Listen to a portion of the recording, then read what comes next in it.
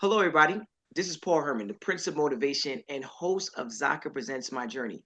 We're creating this vulnerable and positive platform where you get inspired from different leaders from our community. Today, our guest is the one and only Vijay Rajendra, who is an executive coach at Silicon Valley and also a partner for Adventure Studio. Welcome to the show, Vijay. Paul, thank you so much for having me. Ah, pleasure is all ours. And that title of yours right there, Mr. Executive Coach in Silicon Valley, right? We're going to dive into that and really Mhm. give our listeners a great understanding of what you do and how you do it and how you even got there. But before we do that, do us an honor right now. Just give us a little Yeah. bit more insight of your cultural background and where you grew up. Oh, thank you. So I have a complicated backstory. My mom is from Malaysia. My dad is from India. I was I was born in Malaysia, and then I lived in India till I was two, in a city called Madras, now called Chennai. And then we moved to England when I was 2 years old. And we lived in England and Wales till I was almost eight. And then we lived in Mm, Saudi Arabia for a okay. number of years. So we lived there, and then I also went to boarding school in India for a couple of years. And then when I was 14, we moved to New Jersey. My parents wanted their kids to go to college in the United States, and with a lot of difficulty, you know, and sacrifices, that was possible. And I went to school in New Jersey, and then finished high school in Massachusetts, outside Boston, and then that's how I grew up, is moving around, adapting to change, doing new things all the time, and meeting and learning about and learning from new people. Mm, Mr. VJ, first and foremost, I mean that I know you kind of summarize it in a very short way, but I know that those transitions seem I would be lost in the sauce, with those transitions. It's not like you're transitioning from like, you know, Saint Tropez to, you know, Paris, right? Yeah, Or Lisbon to yeah, Portugal, right? I mean Lisbon to Porto or something like that. yeah, You're going yeah, to a distant country. You're yeah. traveling. You're packing a bag and leaving, and potentially not coming back. How Hmm. was all those transitions for you as a kid growing up? You know, I think I always saw them in perhaps a now I look back on it, I don't know why, but like as an adventure. Everything was a sense of possibility. And I knew my parents had like gotten up and left someplace and come to another one, and then we had to move her around a lot when I was even a kid, even within in the UK. And so I just like got to used to the idea like we're in different places. And I just had a sense of like what it could be like to go to a new place. And then when I went to an international school in Saudi at the time, like there are people coming and going, and I had people in my class who were uh, from the UK or the Netherlands, or from Afghanistan or Ghana or Canada or like Australia. I mean, it was I was very lucky to be exposed to people who are coming and going, and whose families had different backgrounds.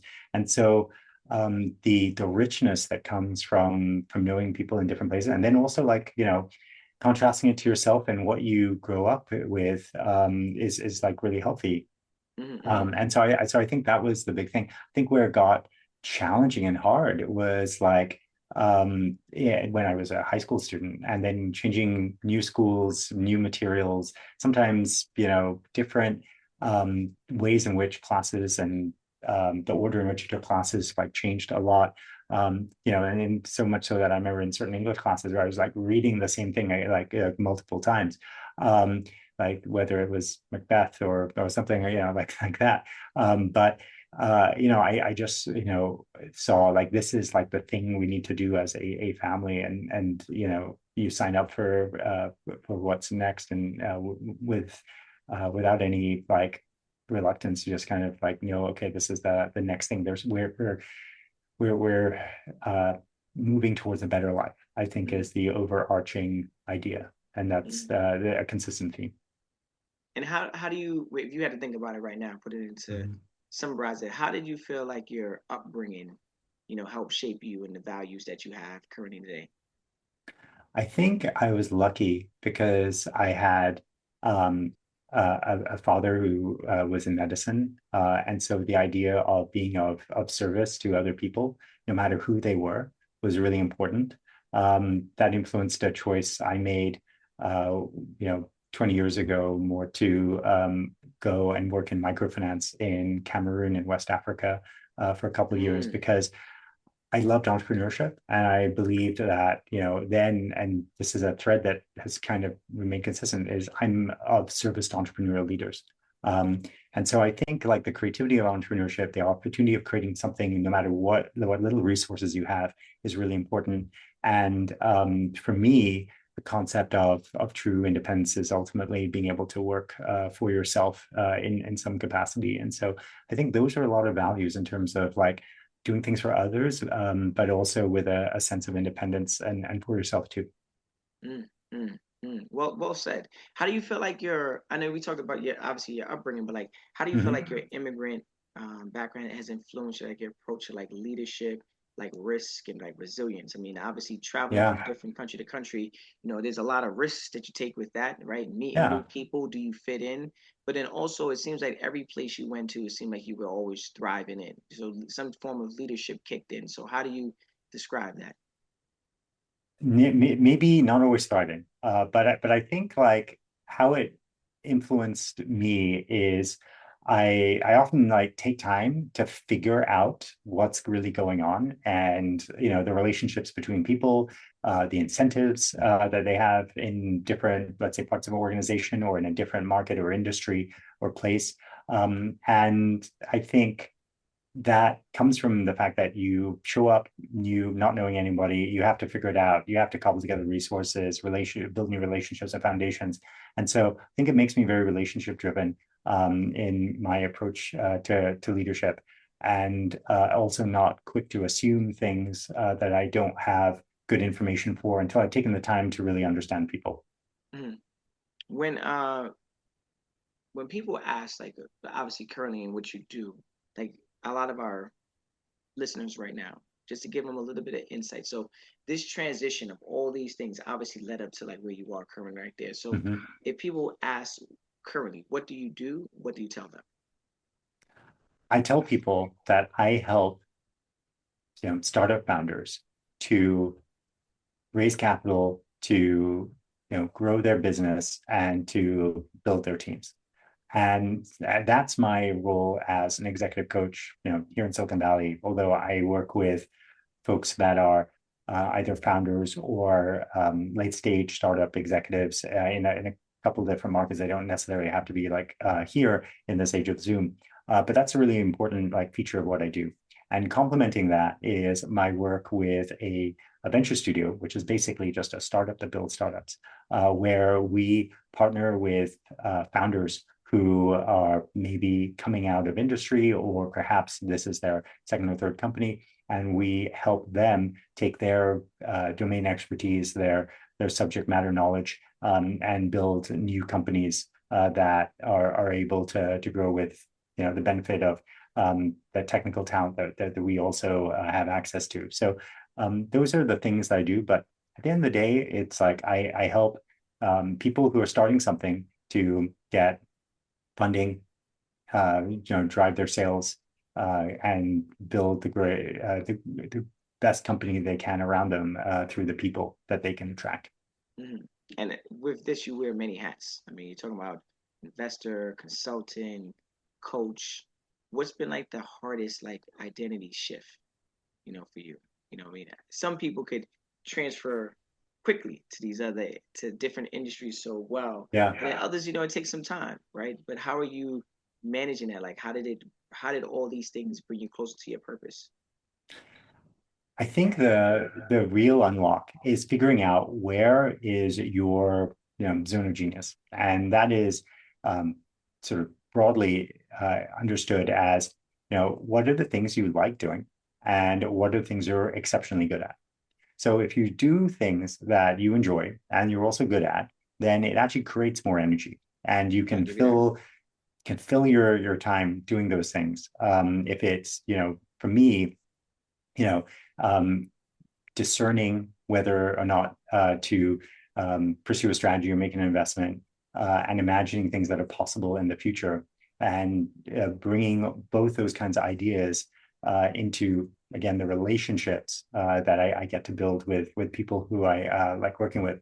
And when I am coaching, advising, investing, and even teaching, all those things kind of gel for me really well. So it is a really virtuous cycle that creates like new options, new opportunities, and certainly personally new energy. And so that's how I make it work. Mm-hmm. Now, you've helped, just give or take, you give a number. How many people do you feel like you've helped in your career? Founders. Yeah, it's hard to say. Probably conservatively dozens and dozens. Okay, I know Yeah, because I know you guys you do a lot. You do a lot, so I yeah, just want to get an idea of like, yeah. that Yeah, the scope between of that. between people who are angel investors and accelerator managers and corporate leaders, startup founders, and executives in different companies. Yeah, I mean, could be a couple hundred people. I'm not sure. It's Mm, I mm. Wait, look, I We'll mean, see. it takes one person to influence, and it can change the trajectory of so many other people, right? Yeah, And you got to start at the top, leadership, right? So if you're starting at the top, I could only imagine their staff members and everybody under yeah, them how they're going to operate. So right. congratulations to you for taking that But time to but help those Paul, individuals. you're hitting on a really important theme, which for me is extremely um, uh, pivotal in terms of like the choices I make and why I spend my time the way I do. We are entering into a time where there's more capital available than ever before in human history. There's more access to technology and new types of technology than we've ever seen or can appreciate before, and we all can't just keep up with the pace of that change. And so capital and technology don't seem like the scarce resource. Today, what seems like a really scarce resource is leadership. Leadership for our companies, for our communities, for our country are are often the key input that makes change, that makes extraordinary outcomes possible or not. Bad leadership has the opposite effect. The good thing about leadership is it can be developed and it can become an extraordinary, growing or renewable resource in the True. future if we know what we're doing.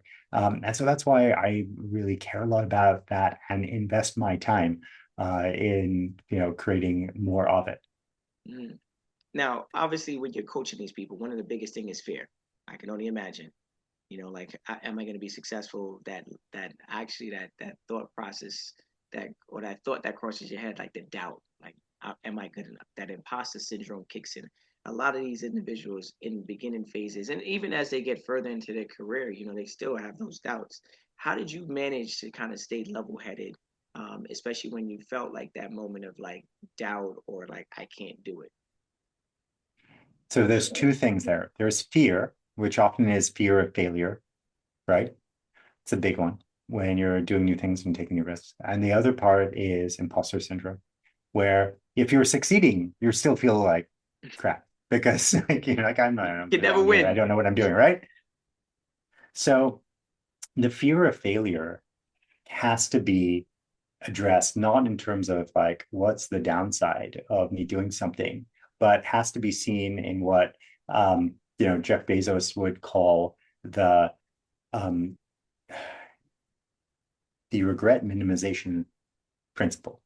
In other words, if I do or don't do this thing, what will I regret more? And how do I minimize regret 10 years from now? So it might be that you don't pursue something because you will regret not spending time with your family. You will regret not, um, reallocating your capital towards something else.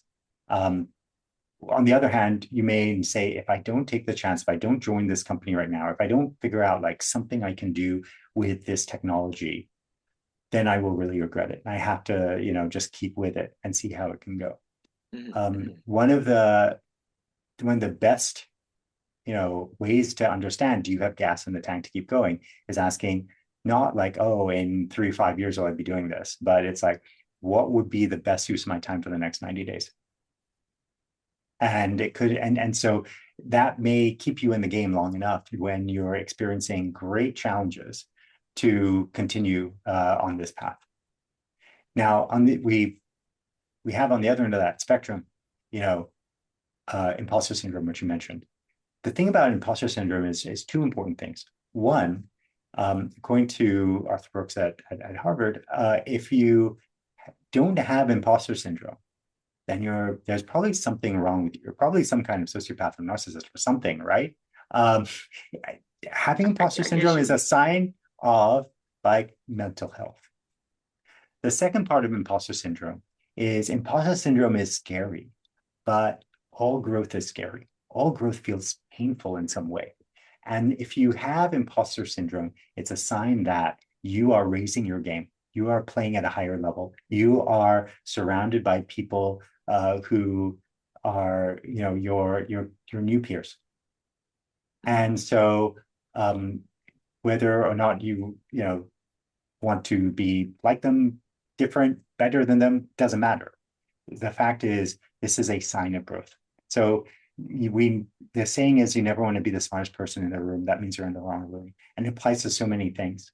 Um, if you're learning to play a sport and maybe you're playing with kids who are a couple grades ahead of you, and they've seen and learned things that you haven't yet, you're just going to pick up and grow so much faster. So that discomfort that comes from being in a place where you're wondering, do I belong? That's a sign that yes, you belong. This is like how you're going to get better. Mm-hmm. Mm-hmm. Okay. The thing is that a lot of our thought leaders always talk about that imposter syndrome and the fear, that this the thought of fear, right? And they always talk about like that moment in time where they realize they were like, it's either I make it happen or I don't, right? It's Mhm. that moment where you're like, this is it. Do you feel like there was a moment in your career where you said you had a choice? Obviously, we always have a choice every single day, right? But a moment in time in your career where you had a choice and you were like, you know what? It's either I'm gonna stop doing this right now and go find something else to do, or this is it. I'm this one experience right here is gonna change the trajectory in the way I think, carry myself, and how I progress in the near future.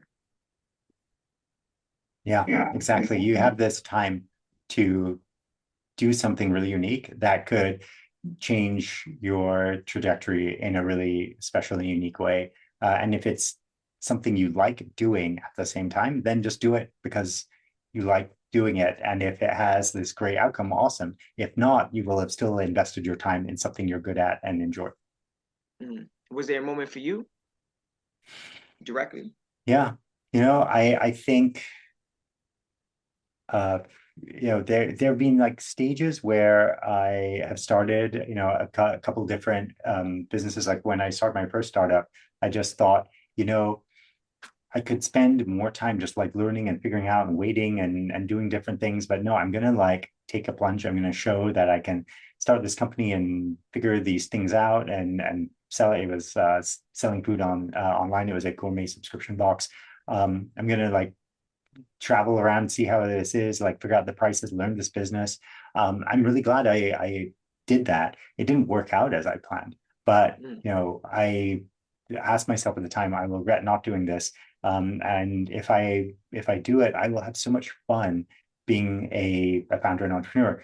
That initial startup like gave me just so much credibility to like then go and say like, yeah, I started this business, I did this thing. When it didn't work out, my sort of emotionally my sort of self-esteem was shot, and I didn't see myself as someone who has been resilient. I saw myself as someone who had failed, right? And sort of carried that around for some time. But I despite that, I think I earned a lot of respect because I had started and run a business before, and that makes you in a small bracket of people who have like taken that kind of risk. And I didn't appreciate that at the time. I just thought like, of course, like I should try and do this. So I think that's really important in terms of asking yourself, what you're doing. Are you having fun? Could it be a great outcome if what's the worst that will happen, and can you weather that? And so that's really hard if you grow up in an environment where maybe you're not supposed to take risks. Maybe the biggest risk is us not getting as a family or as people to the next like stage. But I felt like it's going to be okay if I do this. And I think that's a little bit of the tension and of being both like someone who should be building stability in as an immigrant, as an individual, but then also wanting to create like again the better life and the better outcome. How do you, in your everyday life, how do you find clarity? How do I find clarity? I think I ask myself like how whether or not this is aligned to my values. Okay, good. Okay, I see. Yeah.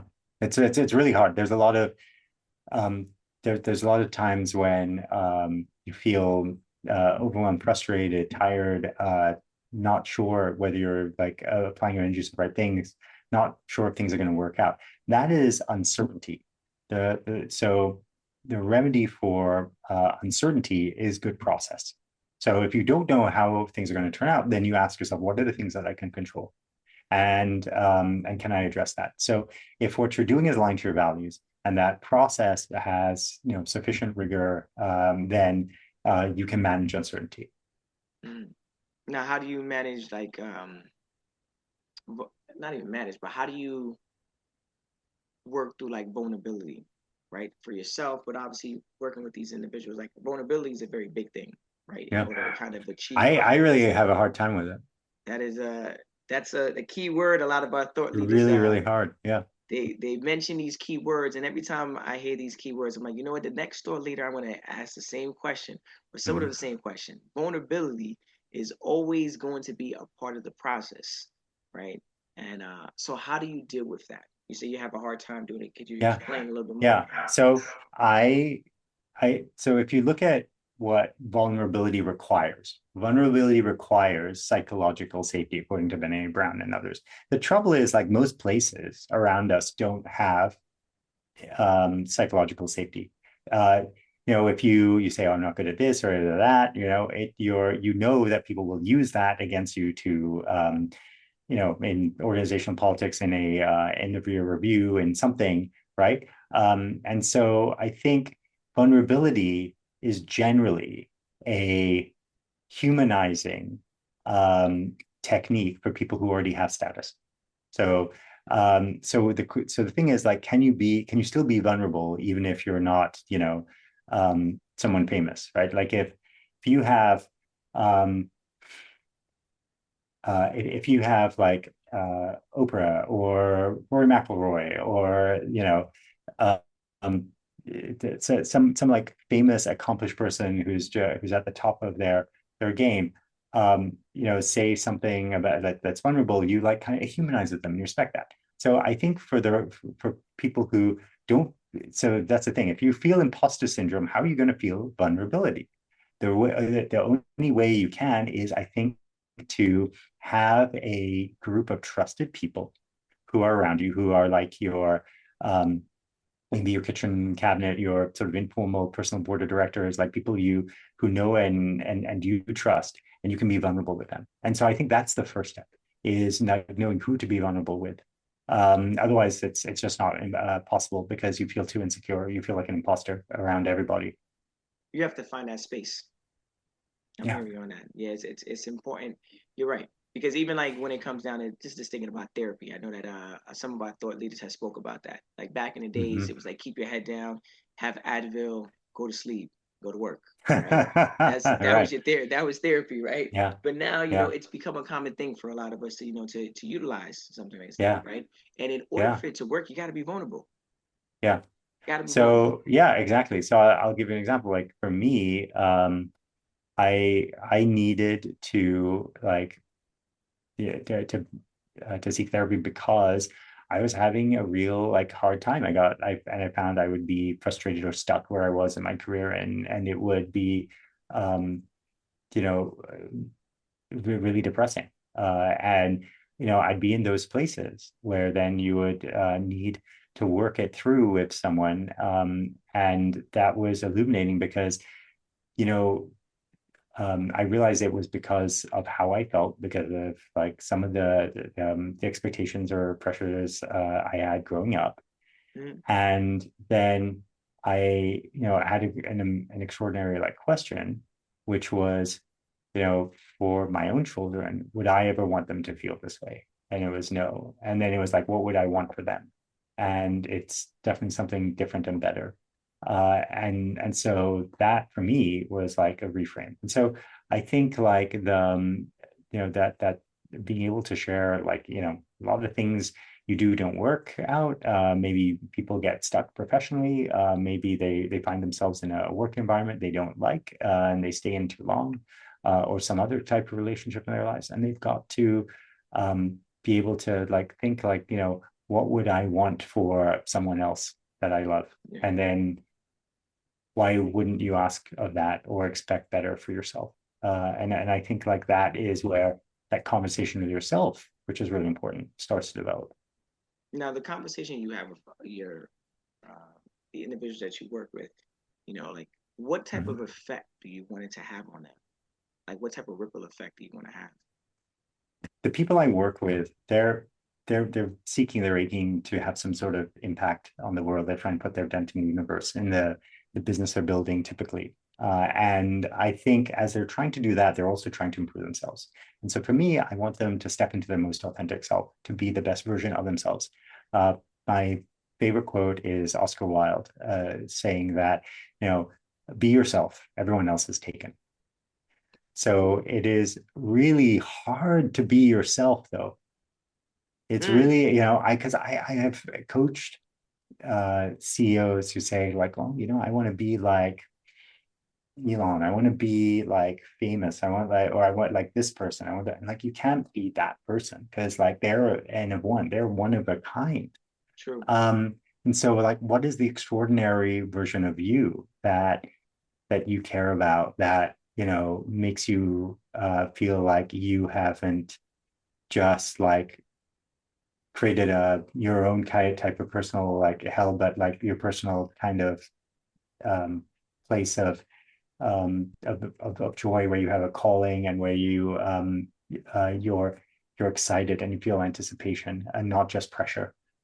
Pressure is a privilege, as in many ways, but that there has to become this like joy of juggling. And so with the folks who have high expectations and a lot on their shoulders, I want them to find the joy of juggling it all. I want them to definitely find both the lightness in the work they do, but also clarity from unpacking things and figuring out what choices to make.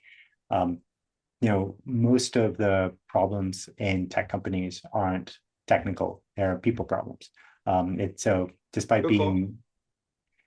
being like focused on technology, it's there's co-founder misalignment, there's difficulty navigating customer organizations, there's challenges building teams, learning how to like figure Different out the language right culture, barriers, culture. language Yeah, barriers. yeah, Yeah, yeah, so yeah. big, right? We forget about that. So that's a big part of like these coachable moments. And a lot of it starts with you and how you want to lead and the kind of person you want to be in those moments. Mm-hmm. How do you help like underrepresented immigrants in your industry find like their voice? I mean, that's a very there's a lot of them out there, right? Mm-hmm. But how do you said that line that resonated very well. Be yourself, everyone is taken. Like, how do you Yeah, make them find their voice? I think it's really hard, particularly in my own experience, like just trying to fit in and trying to not stick out, right? So why would you want to now suddenly try and be more individual? I think, we use the word confidence very casually. I mean, confidence comes from no longer feeling disempowered. It comes from no longer feeling like you don't have agency. And so if people can like believe they have agency and autonomy, the confidence like shines. They show up, they sit, they communicate, their body language is so much different. And so for them to recognize and see that is really important in order for them to then stand out and be the leaders that they want to be and that their organizations deserve. Mm-hmm. Finding a voice is always a very hard thing. I mean, because there's so many other obstacles outside of just finding your voice. And Mm-hmm. if sometimes if you don't solve those things, you can't find it. And then when you're finding your voice, a lot of the thought leaders have mentioned that you could lose yourself in doing that because you start following the lead of somebody else. But again, it goes back to what you said, which is a very well put together line where it's, yeah, like you said, be yourself. Everyone is taken. Yeah. But when you're an immigrant coming or a first, second generation immigrant, you're saying like, I need to catch up. I need to catch up with the Joneses. Like I need to start Yeah. doing this, doing that, and maybe I might fit in, and maybe I have to lose a little bit of me to gain a little bit more of the respect of my community. But it's in the end, it doesn't really work out as well, right? Because you start to feel like you're detaching yourself from the true essence of your culture, your backbone, your morals, your Yeah. values, in order to just fit in and make a couple more dollars. Right. You want to, I mean, you want to fit in. You want, yeah, and you like look like, well, I think if I do this, if I dress like that, if I have these things, if I use like certain words, if I that, that will help. When in fact there are important like principles there, but like in terms of like style and substance, you still have to like ask yourself, what do I want to be? And that doesn't mean you have to be exactly who your parents and ancestors are. It doesn't mean like you have to be exactly like, someone who has been in this country for generations. I think it is a question of like asking, what is the life you want to design for yourself, and what feels right to you. So only you can answer that question. And there are going to be certain ways in which you express your culture. It's going to be certain ways in which retain language that are, as long as you're doing it for yourself, that's what matters. Mm-hmm. Which takes time. It, it takes time, and a Patience. high degree of intention. Okay, I give you that. I give you that. But and to find that intention and not lose yourself and still find your voice and still try to fit in, still try to learn the language. This is where, as immigrants, first and second generation, wearing multiple hats just to kind of figure it out. That's why I say with some strong individuals, some thought leaders that have come on, and express like this journey. And I'm like, wow, like it's so beautiful to hear the stories and to hear like 100%. and to hear how when just as someone who's just born in America, I'm just giving an example, right? Some thought leaders have mentioned like that's why when you go to schools, you see some of these students that are like summa cum laude. They're not even from America, right? These guys are from distant countries. They know when they're here, it's time to tap in. They're locked in. Yeah. They're Yeah. like, we got one shot, right? And you can see the amount of hunger, right? And sometimes very humble along the way. Don't even talk about it. Just do, right?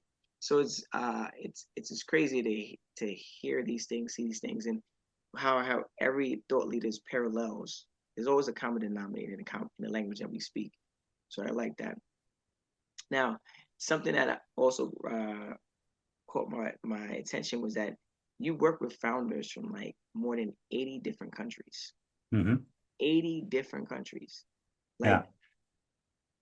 talk to me about that. That's like, Yeah. So I was responsible for the portfolio value team for one of the most active VC firms in the world. And yeah, we had portfolio companies in 81 countries. And so I had the pleasure of meeting and traveling and seeing founders from all over the world.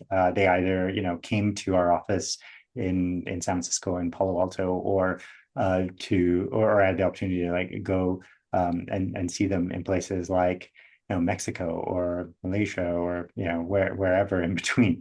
It was really cool, and I feel like what they all have in common is this desire to build something. They carry like a vision. They have a desire to create like strong culture, and they're obsessed with like trying to make their customers happier or their lives better in some way. the thought of having 80 countries under my belt, and some of them you even travel to. Yeah, some of them I travel to. Yeah. Did your family travel with you too? No. That'd be too He's much. like, Paul, I draw the line right there. I draw the Yeah. line. No, I draw the line. no. Got you. I don't know. Some people be like, look, I'm gonna take them Yeah. with me. But what's interesting is, one of the reasons that I wrote my book, The Funding Framework, which came out in March. There's a copy right here. Is that I found myself repeating the same things over and over again in terms of like how one should have a process for raising money. There was the art of storytelling, preparing things, and then having particular kind of outreach towards investors who had the same thesis that you were building in, and then how to close. And this was just done again and again for U.S. founders as well as non-U.S. founders. And then there was a particular like set of expectations of like how you could perhaps come to Silicon Valley and raise money here. And I think I wrote the book because I wanted that to be a travel guide for all these founders, immigrant founders, non-US founders to feel like they could approach and find their way through the venture capital landscape and particularly in Silicon Valley. Mm-hmm. And where can they find the book? The book is at Amazon. It's at Barnes & Noble online and other great places where books are sold online. Okay, shout out to that. Now, Mr. Vijay, I thank you again for just dropping these gems and it's one taking the time to just be here. I have you one last question I want to give to you because Yeah, this is a sure, very Paul. big one. The big Uh-huh. one that I mean, obviously all of them are big before, but this is important to me, and obviously it's going to be important to listeners. We got to talk about the younger version of yourself, right? Yeah. And I want to know if you had an opportunity as a coach right now, currently, right, to speak to the younger version of yourself, what would you coach them on right now? Be brave. I would say not to be held up by what a certain either education or background or anything might include, just to do these things that seem improbable and to be brave. Mm, okay, okay, I like the simplicity of that. It's very hard, but I like the It's very simplicity of hard. that. Simple, Yeah, not easy. yeah, yeah, yeah, yeah, yeah. Yeah. But I like how it's in like layman's terms, like basically saying, look, young man, if I had to give you any words of advice right now, be brave. It's not like you gave them an essay to remember. It's just the words be brave, which in turn could unfold into so many different things. But it's beautiful to know as a coach right now. I'm assuming that you're probably going to be able to coach your kids as well. Oh, I hope so. We'll see. Because if the apple doesn't fall too far from the tree, because I can only imagine they're gonna have books at the age of 10. Well, Mr. VJ, thank you, thank you, thank you, thank you for just being present on our podcast, expressing your love, your passion, your understanding for growth, your hunger for growth. I'm sorry, and just giving clear insight on like one being brave, not giving up, working through obstacles, knowing that it's okay to relocate to then be great, right? Some Yeah. people are, I'm relocating so many times, I can't find my niche. I can't get the wheels rolling, but you're good. You're good. And your passport is stamped up at the same time, learning and growing so much. So thank you, BJ, for your time and your patience. Of course. Thanks, Paul.